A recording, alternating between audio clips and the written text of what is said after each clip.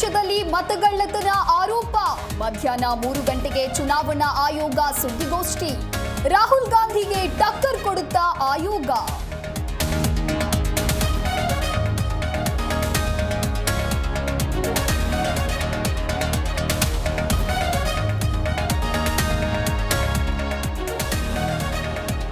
ಧರ್ಮಸ್ಥಳ ಕೇಸ್ನಲ್ಲಿ ಬಿಜೆಪಿ ಕಾಂಗ್ರೆಸ್ ರಾಜಕೀಯ. ನಾಳೆ ಸದನದಲ್ಲಿ ಪ್ರಕರಣದ ಕುರಿತು ಉತ್ತರಿಸುವ ಪ್ರಯತ್ನ. ಯಾರೂ ಕೂಡ ರಾಜಕಾರಣ ಮಾಡಬೇಡಿ ಎಂದ ಪರಮೇಶ್ವರ್.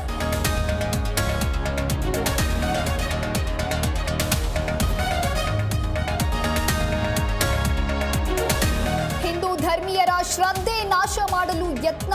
ಷಡ್ಯಂತ್ರ ಮಾಡುವವರ ವಿರುದ್ಧ ಸರ್ಕಾರ ಕ್ರಮ ಕೈಗೊಳ್ಳಲಿ.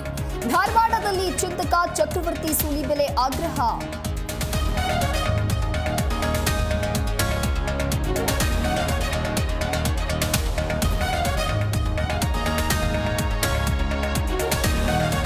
ಧರ್ಮಸ್ಥಳ ಕ್ಷೇತ್ರ ಧಾರ್ಮಿಕತೆಯ ಅಸ್ತಿತ್ವದ ವಿಚಾರ. ವಿದೇಶಿ ಮೂಲ ಎಡಪಂಕ್ತಿಯ ಜನಾಂಗದ ಷಡ್ಯಂತ್ರ. ನೆಲಮಂಗಲದಲ್ಲಿ ಸಂಸದ ಕೆ ಸುಧಾಕರ್ ಆರೋಪ.